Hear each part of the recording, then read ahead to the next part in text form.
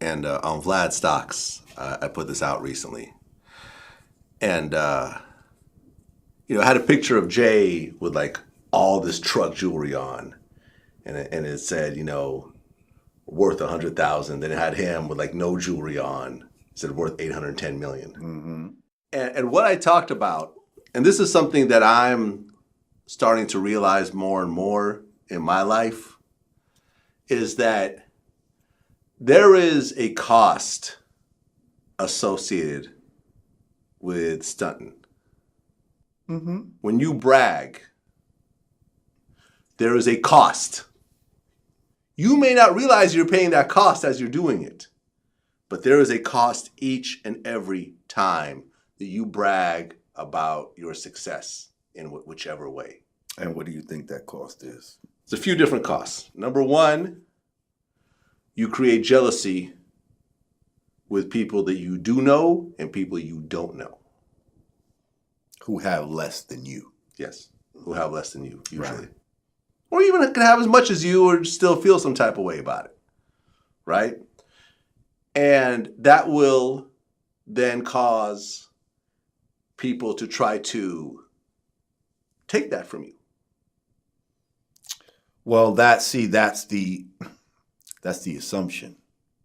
That's the beginning of the torture, of the mental torture, is that you start to believe that everybody wants to take something from you. Yeah.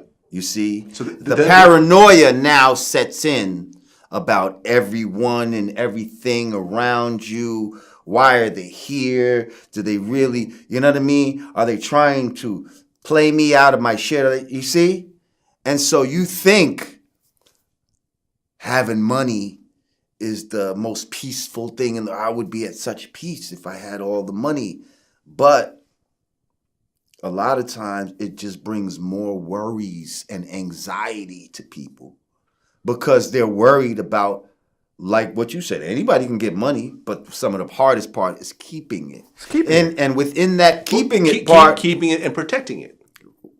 But listen how you're saying protecting it. Mm-hmm. You see what I'm saying? Like you hardly even probably talk about your own man meat that way. Like you see what I'm saying? You talk about protecting your money more than you talk about protecting your mind or your brain, or you see what I'm saying?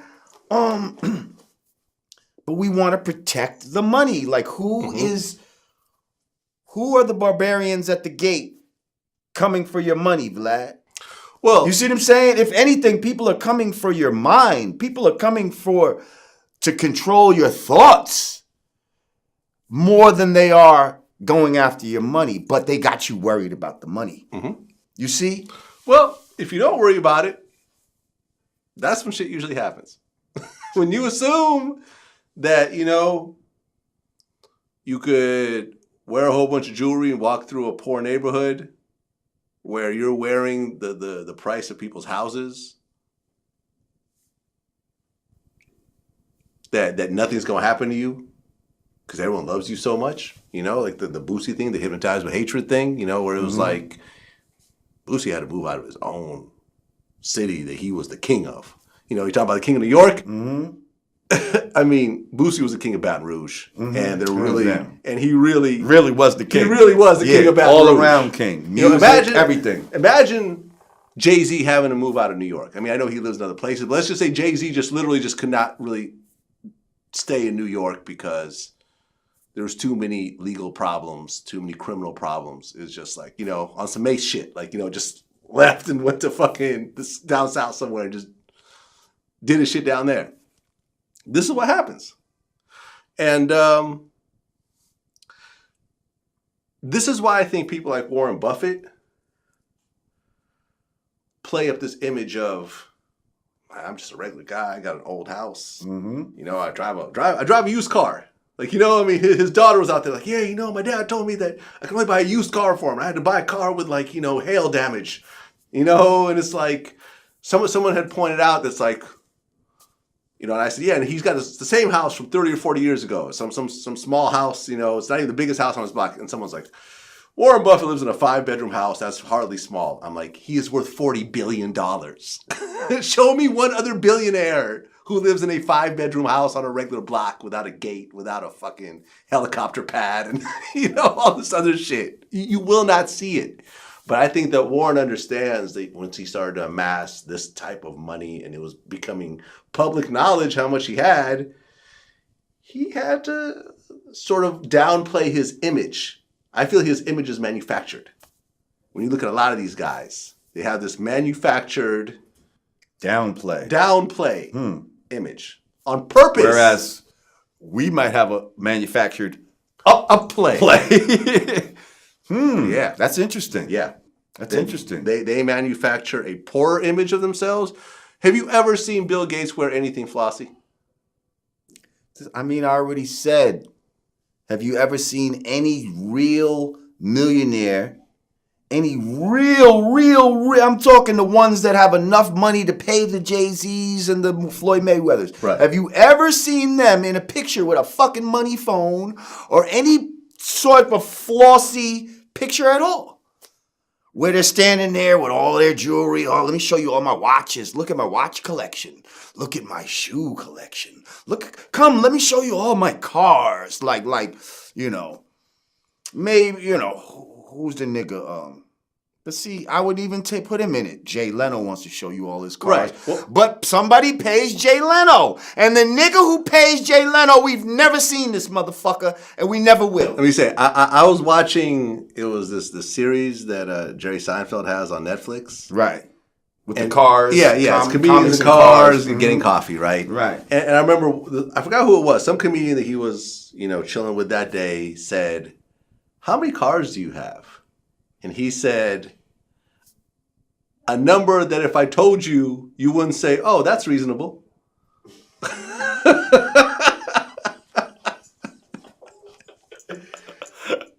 He could have said, "I have 46 cars." Right. Let's actually look it up. That's a funny answer, but at the same time, I see what you're saying. Like, he didn't get specific with it. Like, a dude, a nigga would be like, "Oh, I have 96 cars." Like, yeah. Mm-hmm. Right. So I guess a couple of years ago, he sold part of his car collection for $22 million. Part of it. Yeah. He sold out 18 cars. And 17. He sold 17 of those 18 cars. It was a bunch of collectors' Porsches and stuff like that, which he sold for $22 million. Just a small portion of his car collection. Right. So probably like 100 cars, 200 cars, something like that.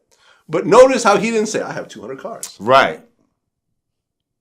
He said, he's downplaying it. He's making a joke out of it. He's saying, "I don't want to say because it's going to make me look crazy." But it's definitely a number that if I said it, I'd say, "Oh." No, you wouldn't say that. Yeah, you wouldn't say that's reasonable. No one actually moved in after that. No one wanted to say that they lived in the Palace of Versailles. Because it upset people that much. And this is why the millionaires and the billionaires of the world, they play their shit down. Right. But the rappers of the world, we play our shit up, and not only do we play it up, we play a game of na-na-na-na-na-na, where it's like, "Oh, look how much more I have than you. You're a piece of shit, because look at you, you're broke, and you're fucking fucked up out here. You can't even do this and that. And look, I got I got rollies, and I got a fucking, you know what I mean? And I got bitches, and I got cars, and look at my fucking belts, and all of this shit." It's interesting because growing up, with my parents, I can't speak for Russians in general or white people in general, but in my family, you wouldn't talk about how much you make or how much money something cost, or you wouldn't ask someone how much their salary was or whatever else. But a lot of the rappers I interview, I'll throw that question out, and they're quick to answer it. They have no problems. "Oh, yeah, this watch was $200,000. Oh, yeah, I bought $1 million house. Yeah, this car was $250,000. And shit. And people want to know that. It ain't like people don't want to know that. But in the hip-hop community, stunting on a motherfucker, it's like you're stunting on somebody. You're not just stunting in general. Because you've been stunted on. You see? Okay. When motherfuckers stunt on you, when society stunts on you, you feel like when you get your chance to stunt, you gonna do it. Like I was just having a conversation, me and my man Rock Marciano. Shout out to Rock Marcy. Y'all go get his new album. They heard it's dope. It's dope. We were just talking about like money and shopping and when he was talking about, yeah, he said, I don't like to call it shopping, I like to call it healing. And I'm like, Healing? Healing. Okay. Because it's kind of deep. Because like when you come from not having shit and you get a little money and you go to the store and it makes you feel good. It's almost like you're healing some of your wounds that were inflicted when these motherfuckers were stunting on you. You see? Now I'm going to go to the store and do a little healing. You see? I've never thought of it like that. Yo, as black people, or just as people that are used to not having some shit, like I might have not consciously said, yo, I'm going to go heal myself today.